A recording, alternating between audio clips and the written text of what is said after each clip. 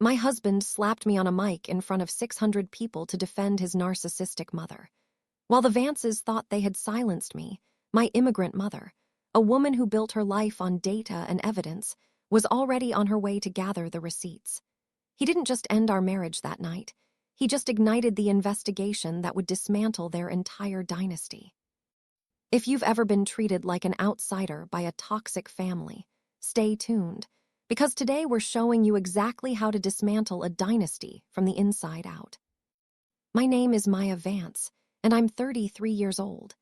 This past Mother's Day, in a ballroom packed with 600 elite guests at my mother-in-law's annual charity gala, my husband leaned in and slapped me across the face. The impact was amplified by the microphone I was holding. The crack echoed through the speakers, bouncing off the walls of the Briarwood Country Club. Every crystal chandelier in that room seemed to vibrate with the sudden, deafening silence that followed. Then Judith Vance, my dear mother-in-law, slowly raised her crystal flute, toasted the air, and let out a dry chuckle. Within seconds, 600 people followed her lead and laughed. I stood there, the metallic taste of blood on my lip, with one single thought playing on a loop. None of you have any idea who my mother is. Fast forward 48 hours. Grant Vance would be standing in a courtroom in front of a stern judge. Judith Vance would be watching the 20-year legacy of her foundation crumble into dust. And I would be sitting in my mother's cramped kitchen, eating homemade cabbage rolls in a house where no one gets to control the guest list but us. But before we get to the fallout, we have to go back. Because that explosion at the gala didn't happen in a vacuum. It started 3 years ago, the very second I married into the Vance bloodline. I grew up in a tiny, one-bedroom walk-up in Akron, Ohio. One bathroom, one cramped kitchen, and one powerhouse of a mother who worked 3 different jobs just to ensure I had a shot at a real future. My mom's name is Alina Radu. She landed in the States from Romania at 23 with nothing but $400 and a battered translation book. She spent her days as a court interpreter, and her nights buried in law books at a library 2 bus transfers away from our flat. She passed the bar on her second attempt when she was 31.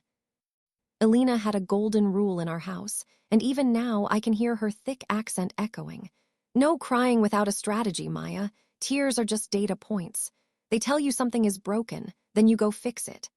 I didn't truly grasp the weight of that until my life blew up.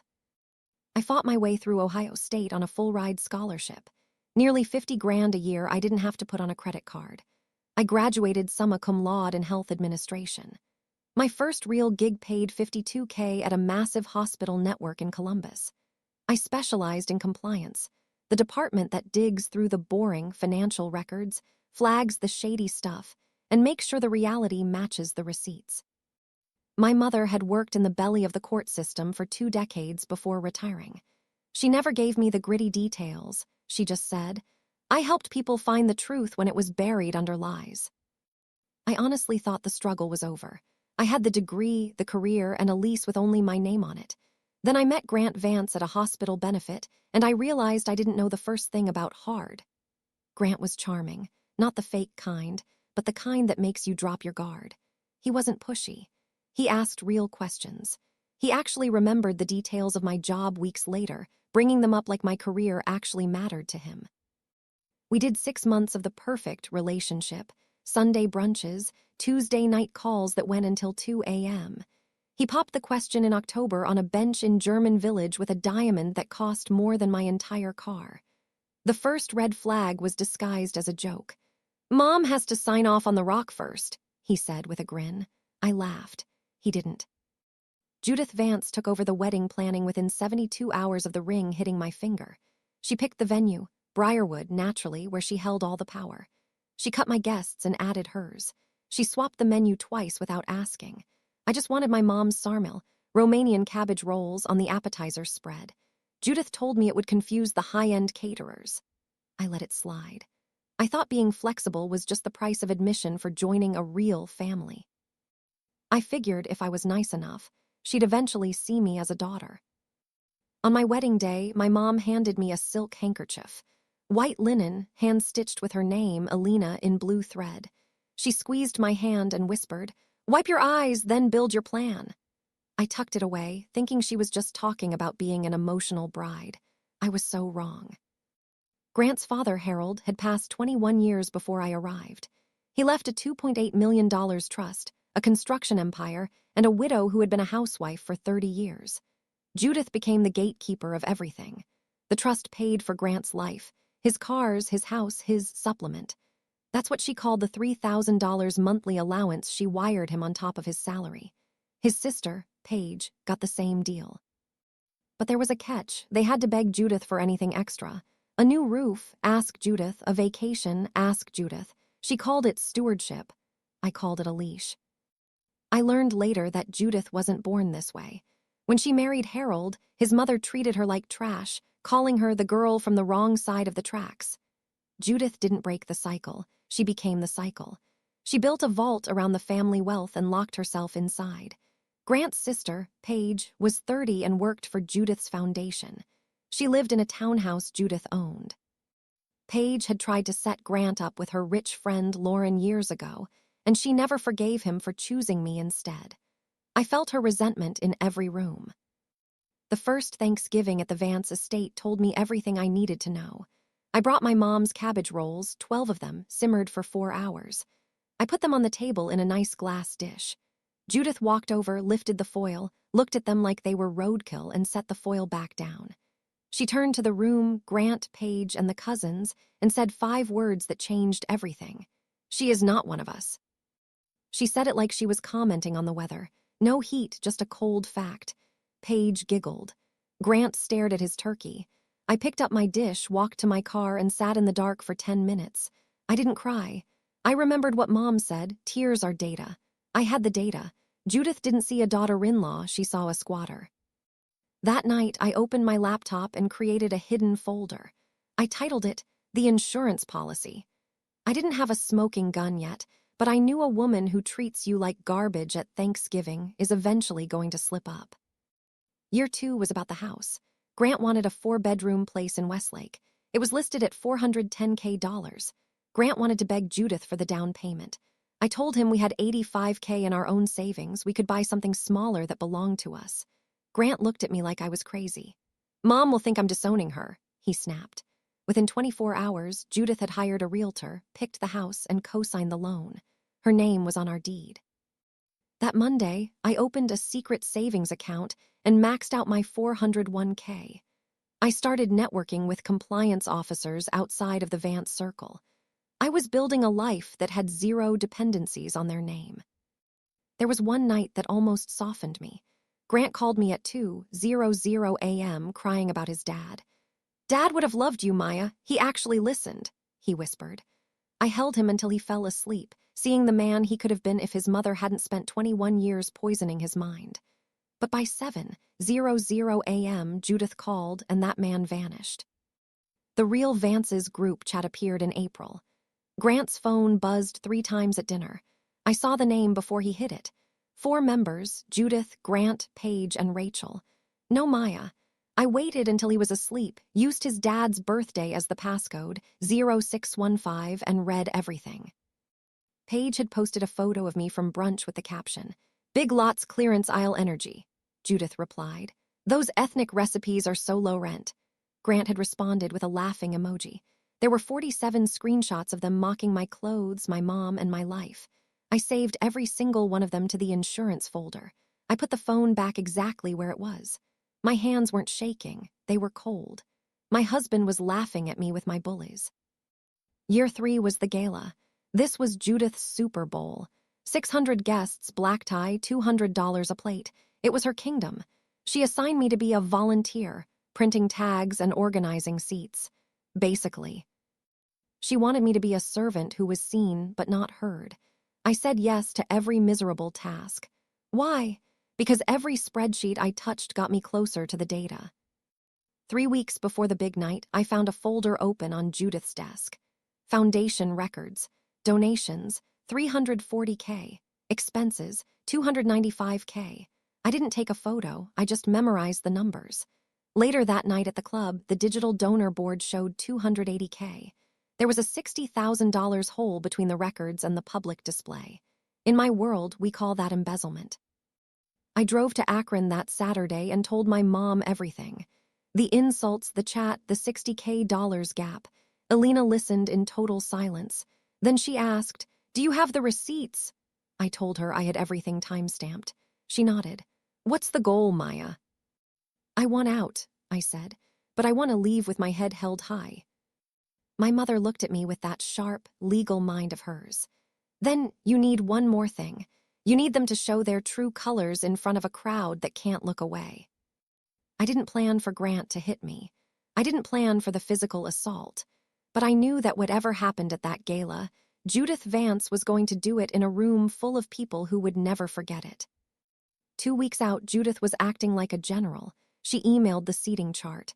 I was at table 47, the rejection table in the back by the kitchen behind a massive pillar. Grant was at table 1 with his mom and sister.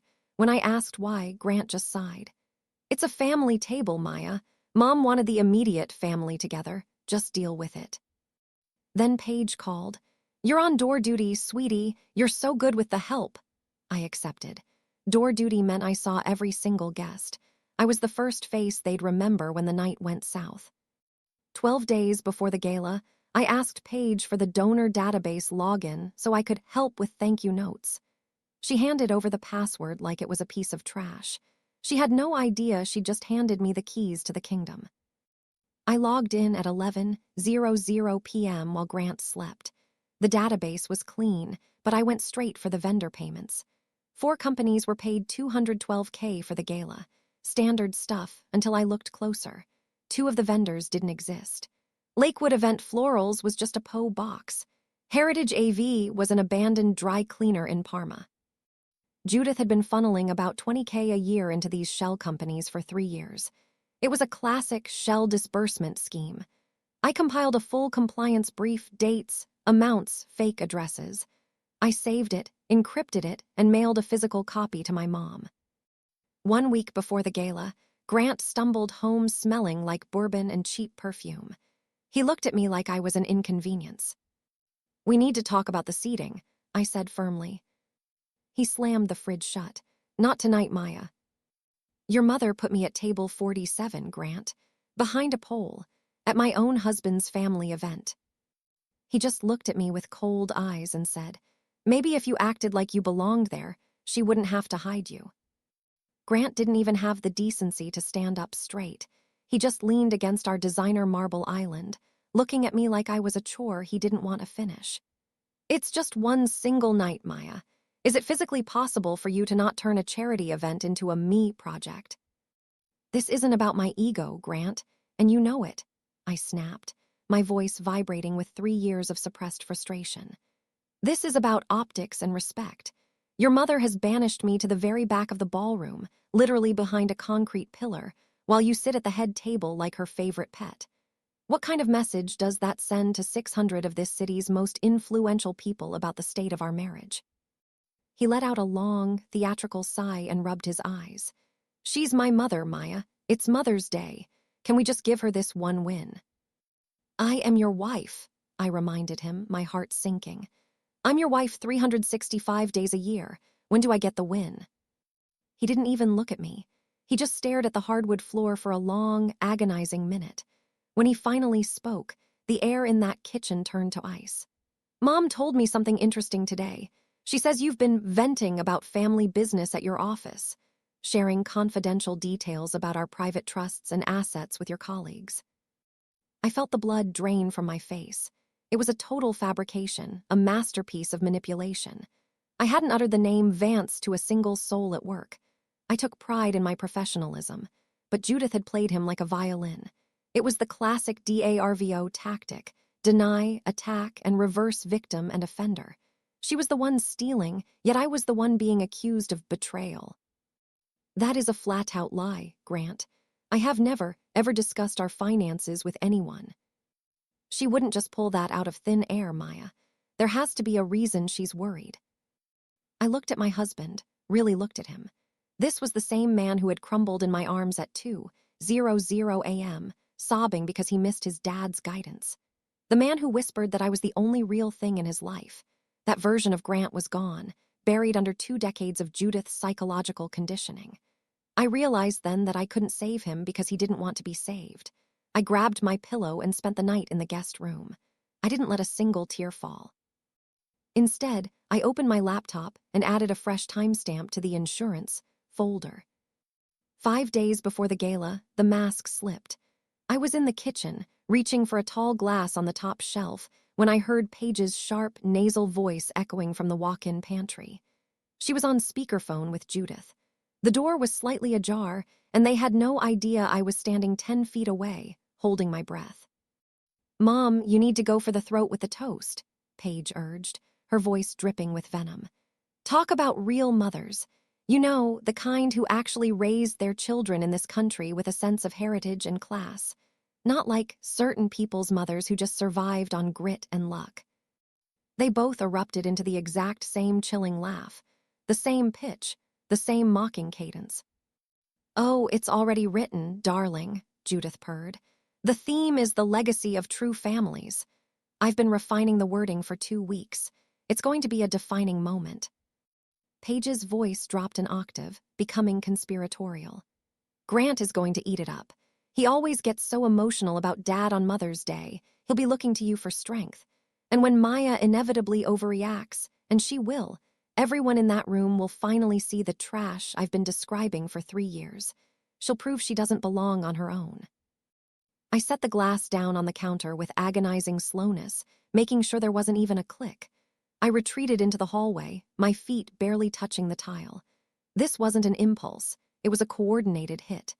They were staging a public execution of my character to justify pushing me out of the family. They wanted me to scream. They wanted a scene. They wanted me to confirm every stereotype they had about girls from Akron. I decided right then I would give them a performance, just not the one they were expecting. I would sit at table 47. I would smile. And I would let them think they had me cornered while I paved my way to the exit.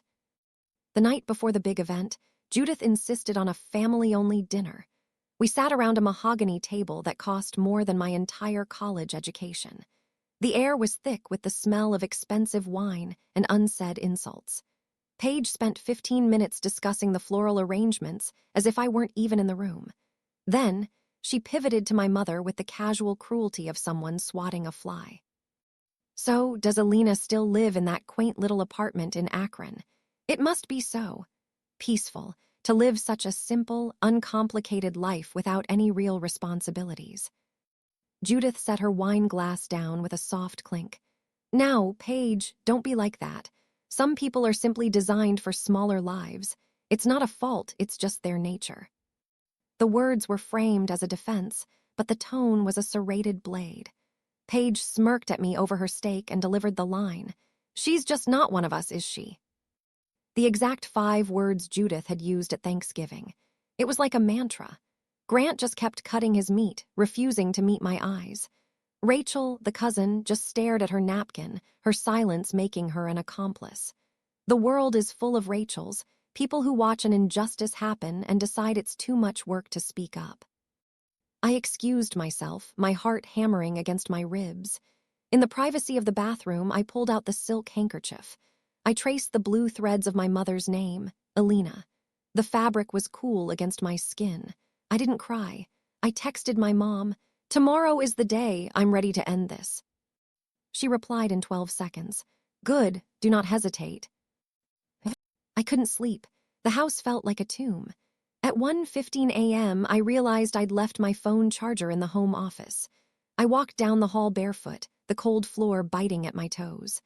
I flipped on the desk lamp, and as I reached behind Grant's desk for the cord, my hand brushed against the bottom drawer. It was slightly open. Tucked under a pile of old tax returns was a thick, yellowed envelope. In faded but unmistakable ink, it said, "For Grant, to be opened on the day you marry." It was Harold Vance's handwriting, my father-in-law, a man who had been gone for 2 decades. I knew I shouldn't, but the adrenaline took over. I opened it. It was a 2-page letter written 6 months before his fatal heart attack. He wrote about Judith's strength, but then he spoke the truth. He described her as a woman who suffocated the people she loved because she was terrified of losing control. Then the sentence that changed everything. "Your mother is a powerful force, Grant, but power is never a substitute for kindness. If the woman you marry ever tells you she is hurting or being silenced, believe her. Do not make the same mistake of silence that I made for 30 years. Harold had seen the monster in his own home. He just hadn't been brave enough to stop it. And now, his son was following his footsteps right into the abyss. I photographed every single word of that letter. I put it back exactly as I found it. I had a piece of their history now, a piece that proved I wasn't the crazy one. Gala night. The Briarwood ballroom was a sea of gold and emerald. Crystal chandeliers were dimmed to a warm glow, and 60 tables were draped in floor-length white linen. Judith arrived at 5:45 p.m., looking like a queen in a deep emerald gown and diamonds that probably had their own security detail. She moved through the room like she owned the souls of everyone inside. I arrived at 6:00 p.m. in a simple navy dress. I wore flats because I knew I'd be standing at the greeting line for 2 hours. Paige met me at the entrance and handed me a cheap printed name tag. It just said Maya. No last name. "Oh, we must have run out of the engraved ones for the family," she said with a fake pout. I just clipped it on and took my post. For 90 minutes, I was the face of the Vance family. I shook hands with the mayor, the hospital board, and even a retired teacher named Mrs. Aldridge, who gripped my hand and told me how lucky Grant was. I just nodded and played my part. Inside the ballroom, Grant was already on his 3rd glass of champagne. He hadn't come to see me once. During a quick break, I slipped into the lobby. The lead donation board was cycling through the numbers. It proudly displayed $280,000, but I had seen the real records. The total was $340,000. I took a geotagged, time-stamped photo of that board. I sent it to my mom with no caption. She knew. Dinner was served at 7:30. I took my seat at table 47. I was surrounded by strangers, a local dentist named Paul, his wife, and Mrs. Aldridge. They were the only kind people in the room. They asked about my career in compliance, and they actually listened. No one pointed out the humiliation of the wife of the heir sitting 300 feet away from him, hidden behind a pillar. At 8:15 p.m., Judith took the stage. The spotlight hit her diamonds and the room fell into a hush. "Good evening, everyone. Happy Mother's Day," she began, her voice projected perfectly. The applause was thunderous. "Tonight is about the women who build the foundation of our society, the women who sacrifice everything for their children." Then the shift. "But," she said, her voice dropping into a conspiratorial tone, "not everyone understands what it means to be part of a legacy. Some people marry into families and think they can change our traditions. They bring foreign ideas and expect us to adapt to them." The temperature in the room dropped 10 degrees. People began whispering. Judith's eyes locked onto mine across the sea of 60 tables. "I raised my son to value loyalty above all else. I pray he never forgets the soil he was grown in." Grant, at table 1, was actually nodding. He wasn't embarrassed. He was agreeing with her. Judith wasn't finished. She had the audience, and she knew it. "A real mother raises her children in this community with values we all recognize. She doesn't raise them in a cramped studio apartment in Akron, working as what was it? A court translator." A collective gasp rippled through the room. The dentist's wife at my table covered her mouth in shock. Mrs. Aldridge reached over and squeezed my arm. "Are you okay, dear?" I was perfectly still. My breathing was rhythmic. I felt the silk handkerchief in my pocket. Judith raised her glass for a final toast. "To real mothers, to real family." The room drank, though the atmosphere had turned sour for many. I stood up. 600 pairs of eyes followed the woman in the navy dress as I began the long walk toward the stage. 300 feet of marble floor. I could hear the click of my shoes in the silence. I stopped right at the foot of the podium. Judith was still on stage, looking down at me like an insect. I didn't need a microphone. The room was that quiet. "Judith," I said, my voice echoing. "My mother worked 3 jobs to put herself through law school while raising me alone. She didn't need a trust fund or a charity gala to prove her worth. She just needed to show up every single day for her daughter. And she did. That is what a real mother looks like." Judith's face underwent a terrifying transformation. She pivoted instantly into a victim performance, clutching her chest, her eyes filling with rehearsed tears. She turned to the crowd, her voice cracking. Do you see? Do you see how she treats me? She attacks me at my own charity event on Mother's Day." Grant surged from table 1, his face flushed with bourbon and rage. He marched toward me like a man possessed. "Apologize to my mother right now, Maya. You've gone too far." I looked my husband in the eye. "No, I'm done apologizing for being better than you." Grant's right hand swung in a blur. An open palm slap, full force, across the left side of my face. Because the microphone on the podium was still live, the sound, the wet, sharp crack of skin on skin, was amplified through all 12 high-end speakers in the ceiling. Crack. The silence that followed was absolute. For 3 seconds, nobody breathed. Then, Judith let out a tiny, triumphant smile. Paige, by the bar, didn't even try to hide her smirk. A few people at the front tables laughed, that nervous, ugly laugh of people who are too afraid to stand up to a bully. My lip was split.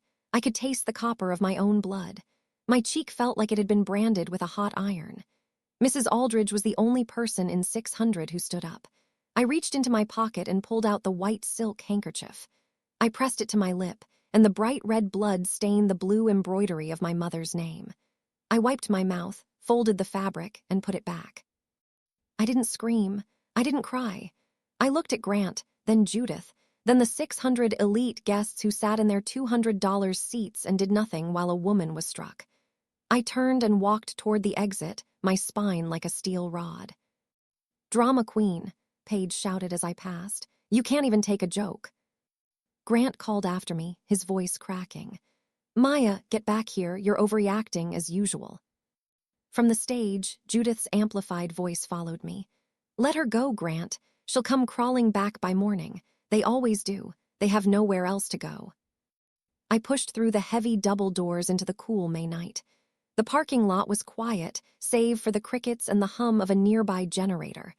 I stood there for 30 seconds, my face throbbing. I pulled out my phone. 9:17 p.m. I called my mother. "Maya." "Mom, please come and get me." She didn't ask what happened. She heard the tremor in my voice and the resolve behind it. "Where are you exactly?" "Briarwood, the parking lot. He hit me, Mom, in front of everyone." There was a 3-second silence that felt like an eternity. Then Alina's voice went flat, the cold, calculating voice of a veteran prosecutor. "I will be there in 40 minutes. Do not wash your face. Do not change your dress. Sit in your car, lock the doors, and do not talk to anyone. Do you understand me, Maya?" "Yes." "I'm coming. I love you." I sat in my silver Honda in the dark, the bruise on my face beginning to swell. I watched the minutes on the dashboard clock. Inside, the music had started back up. Mrs. Aldridge told me later that Judith went right back to the mic. "Now that the entertainment is over, let's get back to the people who actually matter," she told the crowd. Grant went back to his seat and ordered another drink. Paige told him he was a hero for defending their mother's honor. But as the night went on, the room began to empty. People like the county clerk and the local judges slipped out the back doors without a word. The Vances thought they had won a battle, but they had no idea that my mother was currently flying down I-77, and she was bringing the law with her. The mass exodus wasn't subtle. It was a visible, silent rejection of the Vances. Gerald Pace, a high-powered attorney, stopped at the coat check, dropped a massive tip, and walked out without even waiting for his jacket. It was a stampede of reputation management. 7 major donors bolted from the gala in the 12 minutes immediately following the slap. While the important people fled to save face, Mrs. Deborah Aldridge, the retired teacher who had sat with me, decided it was time for a lesson. She stood up, her jaw set, and walked purposefully across the stunned room to table 1. She ignored Judith and Paige completely and stood directly in front of Grant, who was busy trying to find the bottom of his champagne glass. His face was a map of raw panic. "Young man," Mrs. Aldridge said, her voice cutting through the heavy silence, "I have spent 35 years watching boys grow into men, and sadly I have watched men decompose back into boys. What you just did, that was a boy, a cruel, small boy." Grant finally looked up. His eyes were bloodshot and wet, rimmed with the shame his mother usually polished over for him. "Mind your own business, lady," he muttered, but his usual arrogance was entirely absent from the words. Mrs. Aldridge didn't react to his rudeness. She just gave a slow, deliberate nod, a woman who had expected nothing better from him.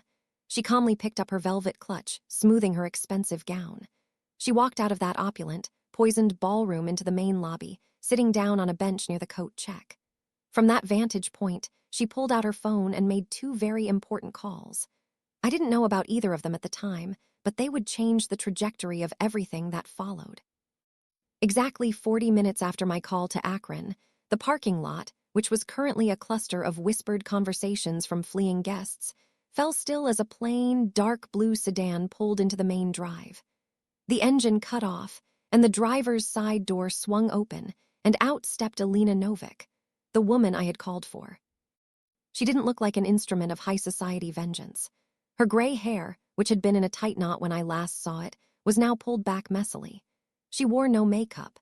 She hadn't even bothered changing. She had thrown a simple, tailored black trench coat over a faded patterned house dress and sensible, worn flat shoes. Her thick reading glasses were still perched precariously on top of her head. She had come straight from her kitchen table. She walked with a purposeful, unhurried gait toward my silver Honda, tapping twice on the driver's side window. A firm, steady rap-rap, not a panicked urgency, but a call to focus. I unlocked the door, my hands trembling violently. She opened it and immediately crouched down to my level in the confined space of the car interior. She didn't ask how I was, she just looked. Her gaze traced the bruise that was already swelling blue and purple under my left eye, and the dried, brownish line of blood that was baked onto my chin. Alina cupped my face with both hands, not a fragile touch, but a grounding, anchoring one. She didn't say a single word for 10 seconds. Her thumbs rested just below my throbbing cheekbones, her fingers cool against my burning skin. In that 10 seconds of silence, she was absorbing my reality. Then she said the words I had been waiting 3 years to hear. The words she had used to coach me through math tests, college applications, and every hardship. "Okay, here is what we do." She spoke with the surgical, step-by-step precision she had cultivated over a decades-long legal career. "First, I am going to photograph your injuries immediately, with an official time stamp on my phone. Second, you and I are going back inside." I recoiled instantly, my breathing hitching. "No, Mom, I cannot. Please don't make me go back in there." Alina's face didn't change expression. "Maya, we are not going back in to confront anyone. This is data gathering. We need to secure your husband's full legal name, the official event address of this specific ballroom, and the confirmed legal names of at least 3 specific witnesses who saw the assault and the pre-written toast." I shook my head, my panic flaring. "I can't face them, Mom. I just want to leave."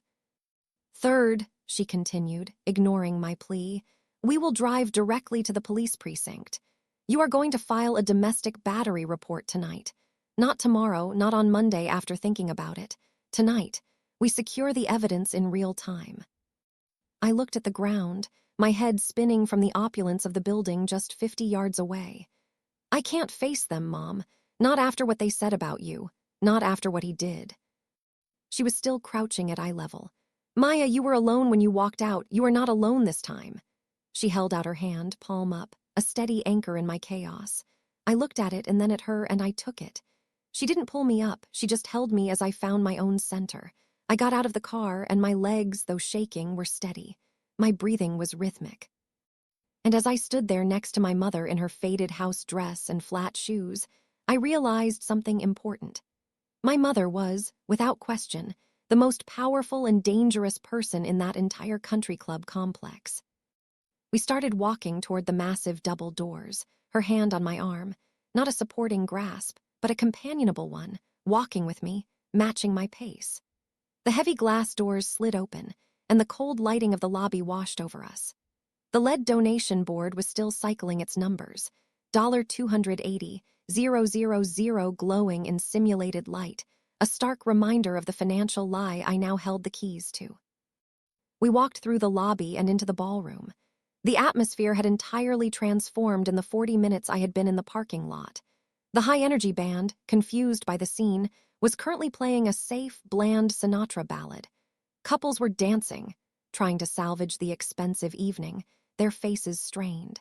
Champagne flutes were catching the light of the massive crystal chandeliers. On the surface, if you were watching from a distance, it looked like nothing catastrophic had happened at all. The Vance reputation machine was in overdrive, trying to drown the tragedy in luxury. Then, table by table, as eyes landed on me, the polite hum of the room dimmed into an aggressive, awkward hush. Judith saw me first. Her entire face hardened, her smirk from earlier instantly dissolving into absolute fury. But then, her gaze shifted to the woman walking next to me. She saw Alina Novik. Judith had met my mother exactly twice. Both times, Judith had dismissed her, ensuring my mom was always made to feel secondary. Judith didn't stay seated.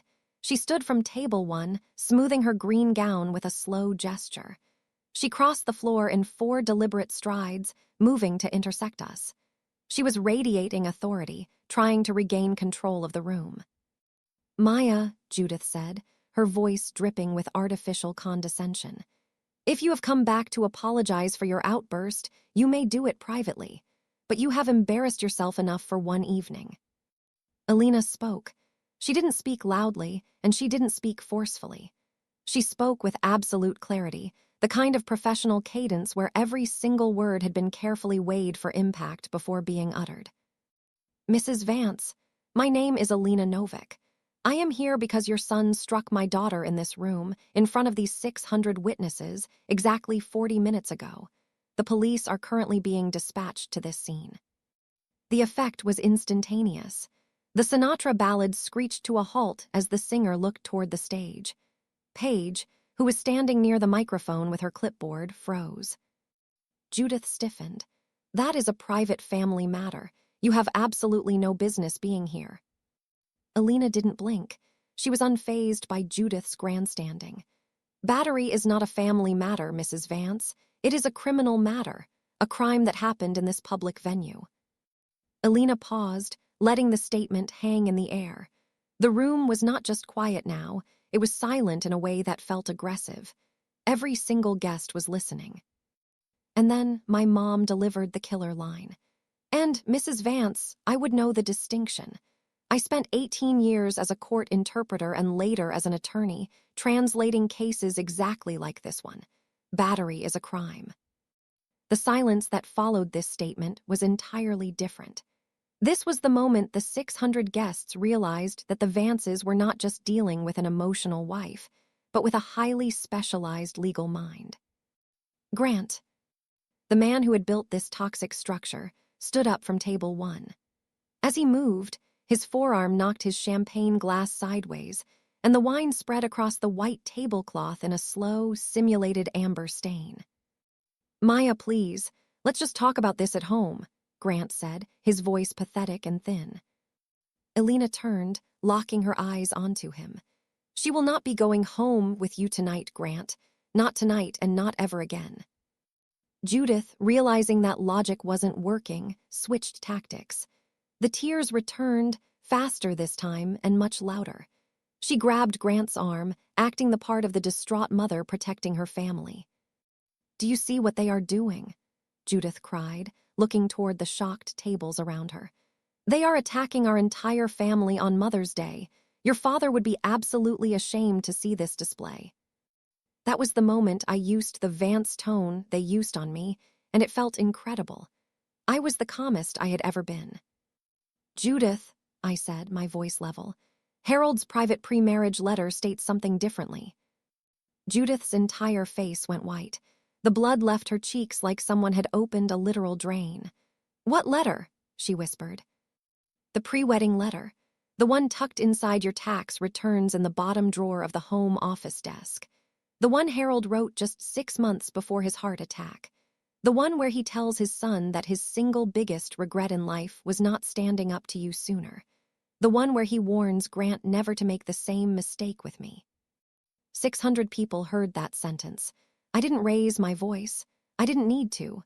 Judith's hands dropped from Grant's arm. It was the first time I had ever seen her completely unguarded. "That letter is private property. You had no right to read that. It was meant for my son." Alina stepped forward, one deliberate, grounded step. "We are not here to discuss a 20-year-old letter, Mrs. Vance. We are here because your son committed an assault in front of 600 witnesses. We are filing a police report tonight. Everything else, from the letter to the financial data we have documented, is now a conversation for attorneys." Grant looked at his mother, begging for her typical clever counterattack. Then he looked at me, and his mouth opened, but absolutely nothing came out. He looked exactly like a man who had been standing on ground he thought was protected by money, and just felt it shift. The stain on the tablecloth was still spreading, matching the collapse of his family's control. Paige decided it was her turn. She moved from the stage and positioned herself next to Judith. "Damage control, 101. "This is ridiculous," Paige said, her voice tight. "Grant barely touched her. She's overreacting as usual and making a scene for attention." Alina looked at Paige, measuring her with a clinical gaze. "Are you making a statement as a witness to what happened in this room tonight?" Paige, confident in her lie, did not hesitate. "Yes, I saw the whole drama, and it was absolutely nothing. He didn't even hurt her." Alina gave a slow, measured nod, a single yes that sealed Paige's fate. "Good. Your sworn statement that you witnessed Grant strike his wife and deemed it acceptable family drama has been formally noted. There are 600 witnesses who saw the strike, and they will contradict your lie."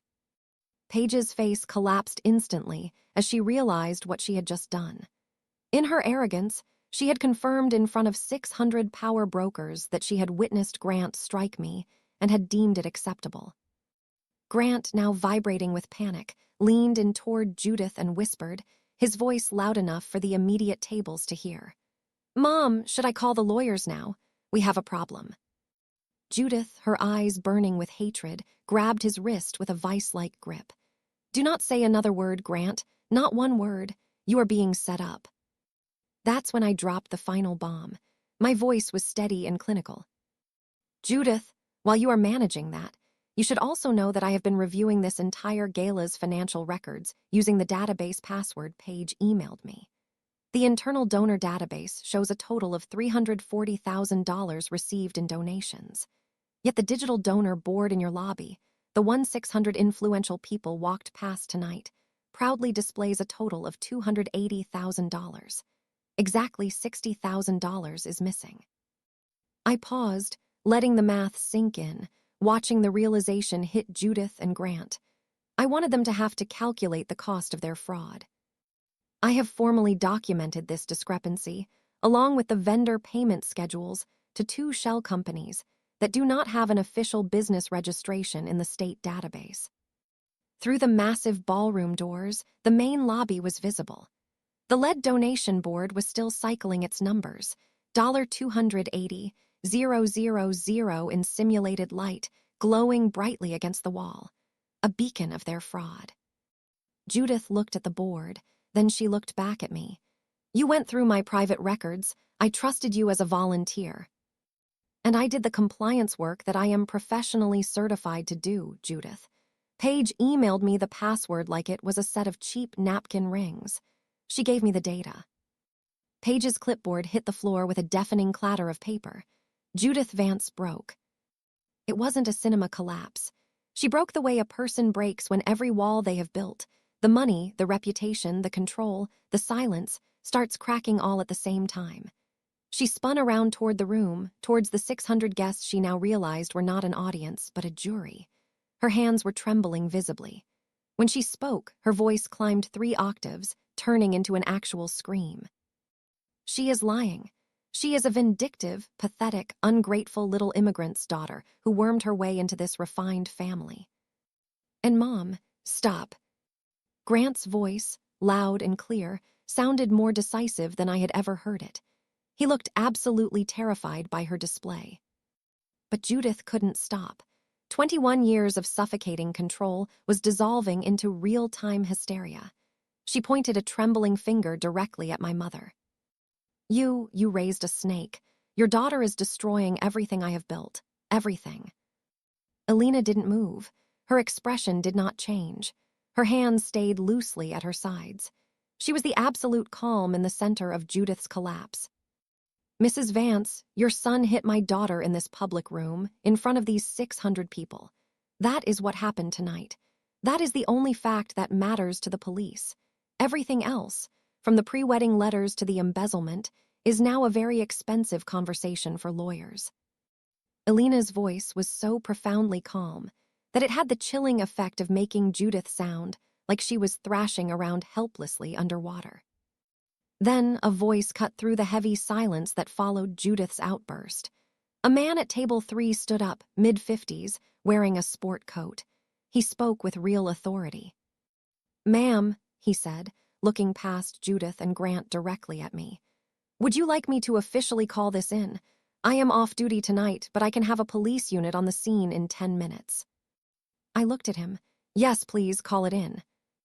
The microphone on the podium was still live, broadcasting through all 12 high-end speakers. The sound technician in the back booth, paralyzed by the scene, had done absolutely nothing. The room had heard every pre-written insult, every desperate accusation, every sycophantic scream at full volume. Judith's desperate pleas for silence were being broadcast to 600 of the city's power brokers. Officer Morales entered the ballroom. 600 guests, including judges and lawyers who typically control the room, watched a uniform walk to the very center of the floor. He approached me first. "Ma'am, I am Officer Morales. Are you the complainant?" "Yes, I am." He immediately began photographing my face, the bruise below my left eye, the dried blood on my lip. He noted the official time in his notepad, 9:47 p.m. Then he turned to Grant Vance. Grant was still standing near table 1. Judith now had both hands on his arm, but it looked like she was trying to hold him back from answering. Paige was 2 steps behind, frozen. "Sir, did you strike this woman in this ballroom tonight?" Morales asked, looking at Grant. Grant looked at his mother. Judith's eyes were wide with a frantic urge for him to say something, deny it, explain it away, make it a domestic dispute. But Grant wasn't just facing me. He was facing 600 witnesses. He knew he was trapped. He looked at me, and his face was the absolute face of a man who had just run out of room, run out of money, and run out of protection. "Yes, sir, I did." "You are being placed under arrest for domestic battery. Please turn around and place your hands behind your back."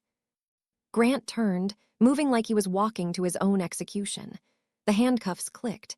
The sound was small, metallic, and precise. It was nothing like the explosive crack of the slap. But in that silent ballroom, with 600 pairs of eyes watching, the click of those handcuffs was the absolute loudest thing I had ever heard. I watched my husband, the man I once thought was my protector, being walked through the exit.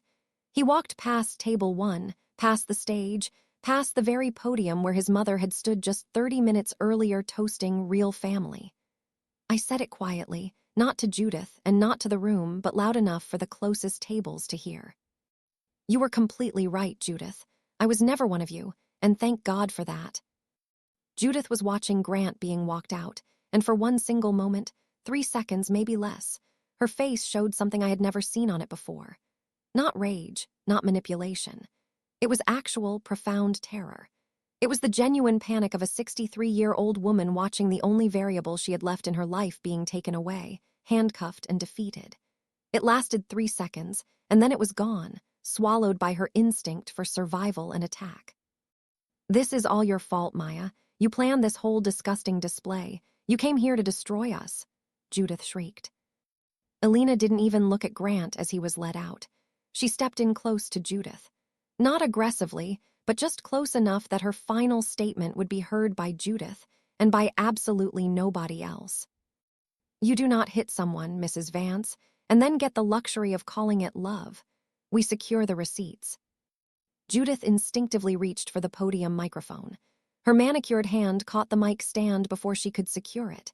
The entire stand tipped, crashing to the mahogany floor.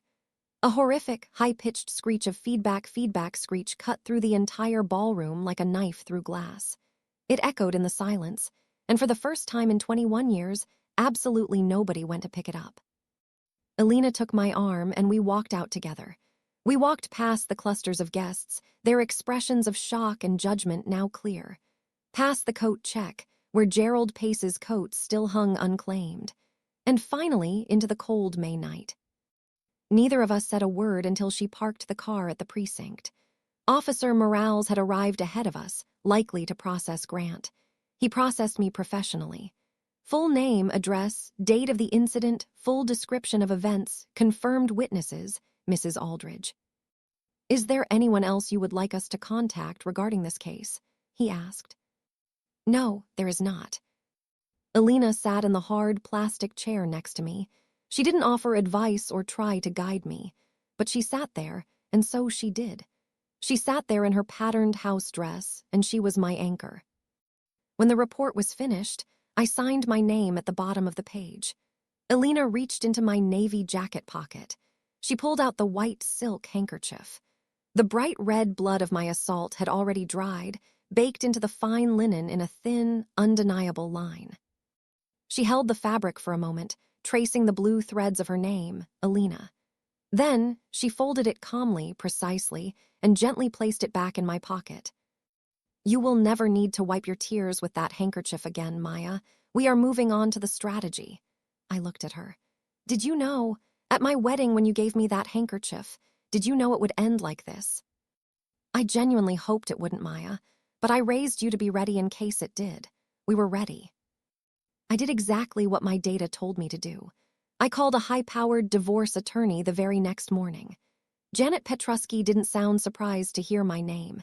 In fact, I had first consulted with her 14 months earlier, following that first Thanksgiving that taught me I was not one of them.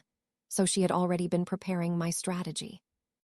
The months following that Mother's Day gala moved with surgical speed. Grant Vance was officially charged with domestic battery, a first-degree misdemeanor. Grant accepted a plea deal. He was ordered to complete community service, mandatory anger management classes, a fine, and a temporary restraining order. Janet Petrusky filed the divorce complaint within 72 hours of the gala. My documentation of the group chats and the financial fraud I had discovered weakened Grant's legal and negotiating position. I didn't want their high society house anyway. I didn't want a single dollar of Harold Vance's trust fund.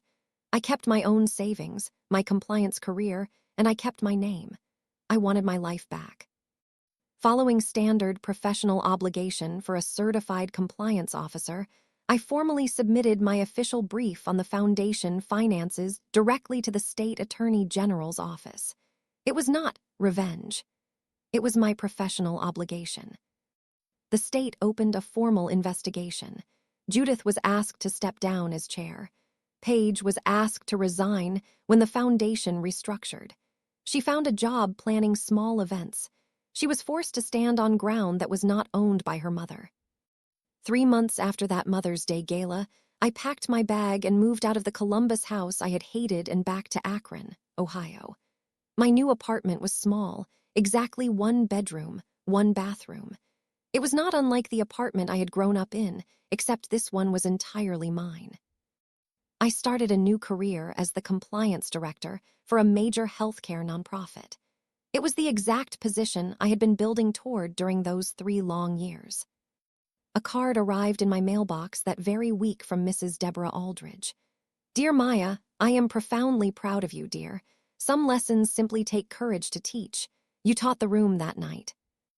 I pinned it to my refrigerator, next to the photos of my real family, and it is still there today. It is my final receipt. I used to think staying with strong. Dignity is knowing exactly when to stand up and call the police, and exactly when to walk out the door and never, ever look back. My mother taught me both. That is my story. 3 years of silence, 600 witnesses, and 1 single phone call that changed everything. Mom, please come. If this story reminded you that you deserve so much better, from a partner, from a family, or from yourself, take this story as your sign. Share this video with someone who needs to hear this strategy. Drop a comment, hit subscribe, and I will see you in the next strategy brief.